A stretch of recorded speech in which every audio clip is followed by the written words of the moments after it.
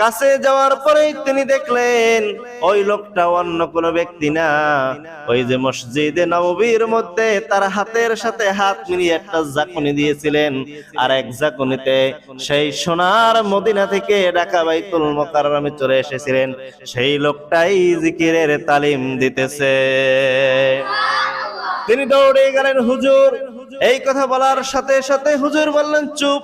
তিনি ওখানে গিয়ে দেখেন ওই লোকটা আর কোনো সাধারণ মানুষ নয়, ওই লোকটা হলেন সারসিনার পীর শাহ সুফি আবু জাফর সালেহ রহমাতুল্লাহি আলাইহি। সমস্ত টাকা পয়সা হারিয়ে ফেলে তিনি মসজিদে নববীর মধ্যে বসে কাঁদতেছেন আর চিন্তা করতেছেন কিভাবে আমি বাংলাদেশের মধ্যে ফিরে যাই।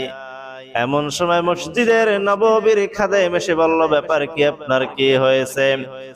নাম ছিল তার নুরুদ্দিন, লালমনিরহাট। তিনি বললেন, আমার বাড়ি বাংলাদেশে, আমি টাকা পয়সা আমার পরিচয় পত্র সব কিছু হারিয়ে ফেলেছি, এখন আমি কিভাবে দেশে ফিরে যাব সেই চিন্তায় আমি কান্না করতেছি।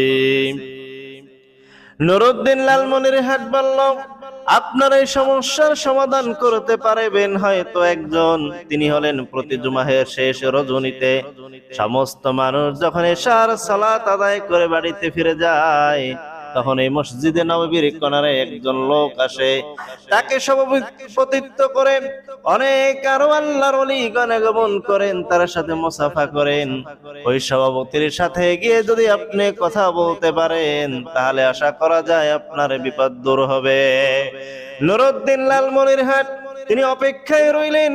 এশার নামাজ হলো, নামাজ শেষে সমস্ত মুসল্লি বের হয়ে চলে গেলেন, আর মসজিদে নববীর খাদেম যিনি ছিলেন তিনিও বের হয়ে গেলেন।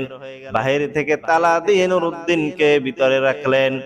নুরুদ্দিন লালমনিরহাট তিনি পিলারের অন্তরালে বসে অপেক্ষা করতেছে, দেখি কখন আল্লাহ ওয়ালাদের মিলন মেলা হয়। তিনি তাকিয়ে দেখেন রাত যখন কিছু গভীর হলো, কিছু লোক আল্লাহওয়ালা টাইপের লোক তারা একত্রিত হয়ে এক কোণারে বসলেন। তাদের মধ্যে একজনকে সভাপতি করলেন। ওই সভাপতির সাথে সবাই বিভিন্ন বিষয়ে আলাপ আলোচনা করে আর সবার সাথে কথাবার্তা বলে আস্তে করে চলে যায়। নুরুদ্দিন লালমনিরহাট দেখতে দেখতে ঘুম পড়ে গেলেন, খেয়াল নাই যে তার সাক্ষাৎ করতে হবে। দেখবেন অনেক সময় আমি আপনি জুমার নামাজ আদায় করতে আসলে হুজুরের আলোচনা শুনতে শুনতে অনেক সময় ঘুম চলে আসে, তন্দ্রা চলে আসে।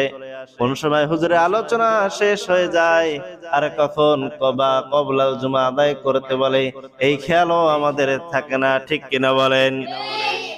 এরকম মাঝে মধ্যে ঘটনা হয়। ঠিক নুরুদ্দিন লালমনিরহাট তিনি ঘুমিয়ে পড়লেন। হঠাৎ মসজিদে নববীর খাদেম মসজিদে নববীতে প্রবেশ করে আজান দিলেন। আজান দেওয়ার সাথে সাথে নুরুদ্দিন লালমনিরহাটের ঘুম ভেঙে গেল। উঠে দেখতেছে ব্যাপার কি, আহারে আল্লাহ ওয়ালাদের মজলিস তো শেষ হয়ে গেল, আমি কিছুই তো বলতে পারলাম না। মসজিদে নববীর খাদেম বলতেছে, খবরদার, আপনি আজকের রজনীতে মিস করেছেন তার সাথে সাক্ষাৎ করা। তিনি প্রতিদিন আসেন না, তিনি সপ্তাহে একবার আসেন, আর তা হলো প্রতি শুক্রবার রজনীতে। আপনাকে আরো এক সপ্তাহ অপেক্ষা করতে হবে। এক সপ্তাহ অপেক্ষা করলেন নুরুদ্দিন লালমনিরহাট। এবার তিনি একটা ইরাদা নিলেন, আজকে যা কিছু হোক না কেন ওই আল্লাহর ওলির সাথে সাক্ষাৎ করতেই হবে, কোনোভাবে এটা মিস করা যাবে না। তিনি ঠিক ইশার নামাজ যখন শেষ হয়ে গেল, মসজিদে নববীর সমস্ত লোকজন বের হয়ে চলে গেল। মসজিদে নববীর খাদেম তিনি দরওয়াজায় তালা মেরে নুরুদ্দিন লালমনিরহাটকে ভিতরে রেখে তিনিও চলে গেলেন। নুরুদ্দিন লালমনিরহাট পিলারের কোণারে দাঁড়িয়ে অপেক্ষা করতেছেন কখন আল্লাহর ওলি আসবে আর তার সাথে সাক্ষাৎ করবে। হঠাৎ রাত গভীর হওয়ার সাথে সাথে দেখে কিছু আল্লাহওয়ালা ব্যক্তি বান্দাগণ এসে একত্রিত হয়েছেন, আর তার মধ্যে একজনকে সভাপতি করে সবাই আলাপ আলোচনা করে তার সাথে মুসাফা করে চলে যাইতেছেন। নুরুদ্দিন লালমনিরহাট যখন দেখলেন সবাই বিদায় নিয়ে চলে গেলেন, তিনি দৌড়িয়ে গেলেন, গিয়ে ওই সভাপতিকে জড়িয়ে ধরলেন আর বললেন, হুজুর আমার বাড়ি বাংলাদেশে, আমার যেতে মনে বড় চাই দেশে, আমি সব কিছু হারিয়ে ফেলেছি, আমাকে বাংলার জমিনে ফিরে যাওয়ার একটা ব্যবস্থা করে দেন। ওই সভাপতি বলল, আমার বাড়িও বাংলাদেশে, তবে আমার জানতে মনে চায় আপনার কি বাংলাদেশে যেতে চায় নাকি, মনে চায় নাকি? নুরউদ্দিন লালমনিরহাট বললেন, হ্যাঁ আমি বাংলাদেশে যেতে চাই। ওই সভাপতি বলল, আমার হাতের উপর আপনি হাত রাখেন। নুরউদ্দিন লালমনিরহাট বলে, আমি ওই সভাপতির হাতের উপরে হাত রাখলাম। তিনি বললেন, চক্ষু বন্ধ করুন। আমি চক্ষু বন্ধ করলাম। তিনি আমার হাত ধরে একটা ঝাঁকুনি দিলেন। ঝাঁকুনি দেওয়ার পর বললেন, চোখ খুলুন। চোখ দুটো খুলে দেখি আমি আর মসজিদে নববীর মধ্যে নাই, আমি ঢাকা বাইতুল মুকাররমের দক্ষিণ গেটে দাঁড়ানো আছি। সম্মানিত হাজিরিন, নুরউদ্দিন লালমনিরহাট আশ্চর্য হয়ে গেল, ব্যাপার কি? এত বড় আল্লাহর ওলিকে, যার পরিচয়টা আমি জানতে পারলাম না, তাকে আমার জানতে মনে চাই তিনি কোন আল্লাহর ওলি।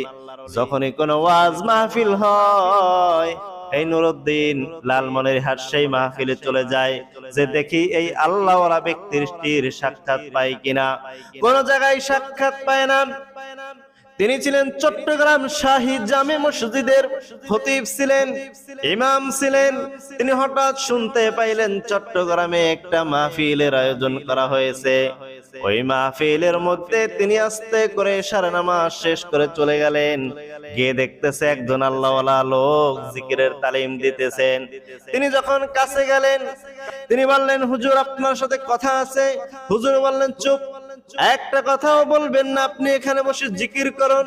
হুজুর জিকির করলেন, দোয়া খায়রে করলেন, আস্তে করে অন্য আলেমদের আলোচনা করার আদেশ দিলেন। তিনি রুমের ভিতরে চলে গেলেন। রুমের ভিতরে গিয়ে তার খাদেমকে বলল, যেই লোকটা আমাকে ডাক দিয়েছিল সেই লোকটাকে ডেকে নিয়ে আসেন। নুরউদ্দিন লালমনিরহাটকে ভিতরে নেওয়া হলো। তিনি ভিতরে গিয়ে বললেন, হুজুর, তখন আমার সারসিনের শাহ সুফি আবু জাফর সালেহ রাহমাতুল্লাহি আলাইহি বললেন, খবরদার কথা বলবেন না, আপনি আমার সাথে একটা ওয়াদা দেন, আমার সাথে আর আপনার সাথে যেই ঘটনা হয়েছে, আমি ইন্তেকালের আগে আপনি এই প্রকাশ করতে পারবেন না ঘটনা। নুরউদ্দিন লালমনিরহাট চাপে পড়ে তিনি স্বীকার করলেন, জি হুজুর, আমি আর কখনো আপনার জীবদ্দশায় এই ঘটনা প্রকাশ করব না। চলে গেলেন। মাহফিল শেষ করে ওখান থেকে হঠাৎ নুরউদ্দিন লালমনিরহাটের কানের মধ্যে আওয়াজ গেল, সারসিন আর আবু জাফর সালেহ আর দুনিয়ার মধ্যে জীবিত নাই, ঢাকার একটা হসপিটালে ইন্তেকাল করেছে। ঢাকা জাতীয় ঈদগাহ ময়দানে যার জানাজার নামাজ অনুষ্ঠিত হইতেছে, বড় বড় এমপি মন্ত্রীরা, বড় বড় আলেমরা, শাইখুল হাদিসরা তার জানাজায় উপস্থিত, হাজার হাজার মানুষ। নুরউদ্দিন লালমনিরহাট দৌড় দিয়ে চলে গেলেন আর কানতে কানতে বলতেছেন, ও আপনারা যারা জানাজার নামাজের অনুষ্ঠানের আয়োজন করেছেন, আমার কাছে একটু মাইকটা দেন, আমি আপনাদের জানাইতে চাই আজকে কাকে আমরা হারিয়ে ফেলেছি। কোনো সাধারণ মানুষ নাই। তার কাছে যখন মাইকটা দেওয়া হলো, তিনি মাইক ধরে বলেন, আমরা আজকে কাকে হারিয়েছি জানেন? আমি হজ করতে গিয়ে আমার টাকা পয়সা পরিচয় পত্র সব হারিয়ে ফেলেছি, মসজিদে নববীতে কাঁদতেছি। হঠাৎ মসজিদে নববীর খাদেমের সাথে আমার সাক্ষাৎ হয়। তিনি বললেন, একজন আল্লাহওয়ালা ব্যক্তি প্রতি শুক্রবার এখানে আসে, অনেক আল্লাহওয়ালা ব্যক্তিরা একত্রিত হয়ে তার মধ্যে একজনকে সভাপতি করে, তার সাথে মুআনাকা করে সবাই চলে যায়। ওই ব্যক্তির সাথে যদি আপনারা সাক্ষাৎ করতে পারেন আপনি, তাহলে আপনার এই বিপদ দূর হবে। আমি যখন অপেক্ষা করেছিলাম, দেখলাম এই সারসিন আর আবু জাফর সালেহ রাহমাতুল্লাহি আলাইহিকেই তারা সভাপতিত্ব করলেন। আমি যখন হুজুরের কাছে গেলাম, হুজুর বললেন, দেশে যেতে মনে চায়? আমি বললাম, হ্যাঁ। হুজুর বলল, আমার হাতের উপর হাত রাখুন। আমি যখন আবু জাফর সালেহ রাহমাতুল্লাহি আলাইহির হাতের উপরে হাত রাখলাম, হুজুর বললেন, চক্ষু বন্ধ করুন। চক্ষু বন্ধ করার পর একটা তিনি ঝাঁকুনি দিলেন আর বললেন, চক্ষু দুটা খুলুন। আমি চক্ষু খুলে দেখতেছি আমি আর মসজিদে নববীর মধ্যে নাই, আমি ঢাকা বাইতুল মুকাররম দক্ষিণ গেটের মধ্যে দাঁড়ানো। আমরা এমন একজন আল্লাহওয়ালা ব্যক্তিকে আজকে হারিয়ে ফেলেছি। এই কথা যখন নুরুদ্দিন লাল মনিরহাট বললেন, ওই জানাজার নামাজের মধ্যে কান্নার রোল পড়ে গেল যে হারে এত বাংলার একজন শ্রেষ্ঠ আল্লাহর ওলিকে আজকে আমরা হারিয়েছি। কথা বলেন ঠিক কিনা? এইরকম একজন আল্লাহর ওলি ছিলেন সারসিনার শাহ সুফি আবু জাফর সালেহ রাহমাতুল্লাহি আলাইহি, যিনি একজন জগৎ বিখ্যাত আল্লাহর ওলি ছিলেন। ওইরকম ওলি আমি আপনি হতে চাই কি চাই না? সারসিনা দরবার একটি হক দরবার, আমলের দরবার, যেখান থেকে লক্ষ লক্ষ হাজার হাজার আলেম ওলামা ইকরাম এখান থেকে বের হয়েছে। বাংলাদেশের সর্বপ্রথম টাইটেল কামিল মাদ্রাসা সারসিনা দারুস সুন্নাত কামিল মাদ্রাসা। সুবহানাল্লাহ। এই মাদ্রাসায় আপনারা যাবেন, এখানে গিয়ে মাদ্রাসার সাহায্য সহযোগিতা করবেন। বর্তমান যিনি পীর রয়েছেন শাহ সুফি আবু নসর নিসারউদ্দিন আহমদ হুসাইন রাহমাতুল্লাহি আলাইহি, হুজুরের কাছে গিয়ে আপনারা বায়াত গ্রহণ করবেন, হুজুরের দেওয়া অনুযায়ী আমল করবেন। দেখবেন এক সময় শাহ সুফি আবু জাফর সালেহ রাহমাতুল্লাহি আলাইহির মতো আল্লাহর ওলিতে আপনারা পরিণত হতে পারবেন। কথা বলেন ঠিক কিনা?